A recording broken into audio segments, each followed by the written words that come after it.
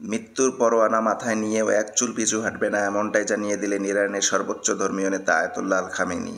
X সিরিজে দেওয়া একের পর এক বার্তায় তিনি সাফ জানিয়ে দিয়েছেন যুদ্ধ শুরু হয়ে গেছে। আর কোনো আপোষ নয়, ইহুদি সাম্রাজ্যের বিরুদ্ধে চূড়ান্ত লড়াইয়ের প্রস্তুতিতে তিনি ডাক দিয়েছেন পুরো জাতিকে। ইসরায়েলের অপারেশন রাইজিং লায়নের পরিপ্রেক্ষিতে ইরানে উত্তেজনা চরমে। এই অভিযানে ইতিমধ্যে প্রাণ হারিয়েছে ইরানের গুরুত্বপূর্ণ কয়েকজন সামরিক নেতা। এই প্রসঙ্গে খামেনি বলেন, আমার মৃত্যুতে যদি সংঘাত থামে তাহলে আমি প্রস্তুত, তবুও আমরা মাথা নত করব না। ইসরায়েলের প্রতিরক্ষামন্ত্রী খোলাখুলিভাবে হুমকি দিয়েছেন খামেনির পরিণতি হবে সাদ্দাম হোসেনের মতো। অন্যদিকে বেনিয়ামিন নেতানিয়াহু ঘোষণা দিয়েছেন সময় হলেই তাকে সরিয়ে দেওয়া হবে। মার্কিন প্রেসিডেন্ট ডোনাল্ড ট্রাম্পের মন্তব্য আরও চঞ্চলকর। তিনি বলেন, আমরা জানি আয়াতুল্লাহ আল খামেনি কোথায় আছেন, এখনই আমরা কিছু করব না, তবে ধৈর্যের বাঁধ ভাঙছে। এই বক্তব্য স্পষ্ট, ইরান ইসরায়েল সংঘাতের পেছনে মার্কিন যুক্তরাষ্ট্র রয়েছে প্রত্যক্ষভাবে।